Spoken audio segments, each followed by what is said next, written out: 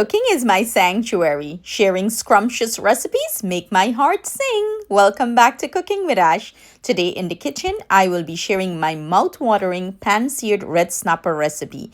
I hope you take pleasure in recreating this recipe for your loved ones. Let's get cooking, my loves. Go ahead and prepare this snapper.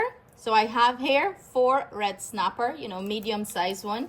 I went ahead and clean it up well, put some slit into it. Now I'm gonna go in and add our dry seasoning to this. Generous seasoning. You want this to have a ton of delicious flavor. To this, I'm gonna go ahead and add about 2 tablespoons of garlic and ginger paste here. And now I'm gonna go in with my green seasoning straight out of Guyana. Okay?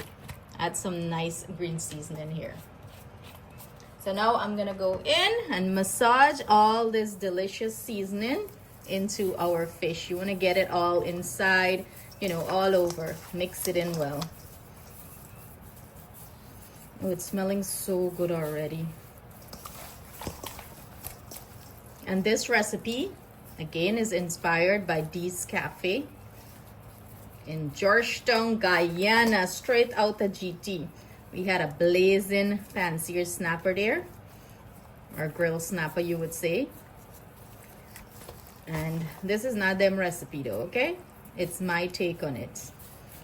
You want to massage all this delicious seasoning, get into all the nooks and cracks. Let's go ahead and start pan-sear or a snapper. I have a non-stick pan. You have to use a non-stick pan here. I'm gonna go in with my butter, and I'm using about 3 tablespoons here. And this is going to do 2, and then I'll add another 3 tablespoons when I'm doing the other 2. So you do not want to overcrowd your pan or anything of the sort. Now that we have our butter all nice and melted, I'm gonna go ahead and add my snapper to the pan.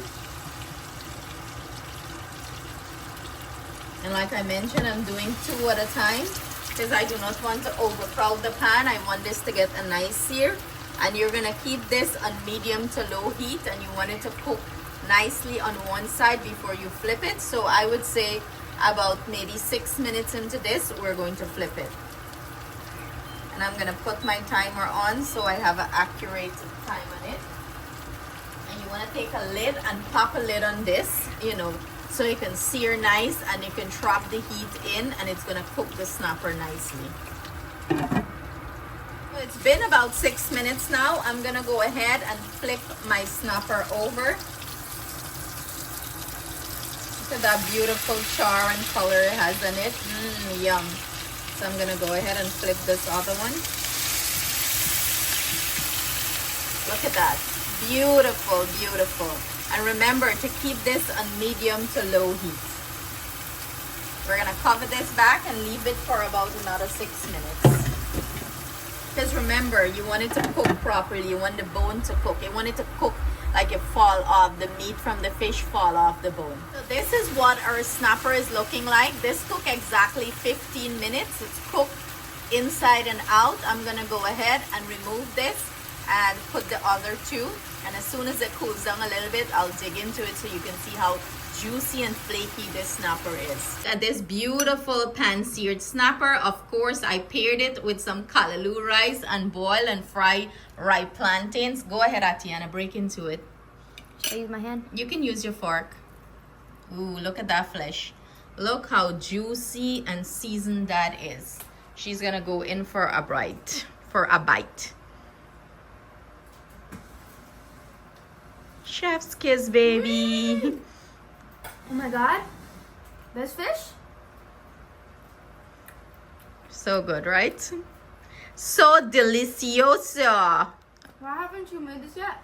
Why haven't, well, I didn't think you guys would enjoy the pan-seared snapper. I always bake it, but yes.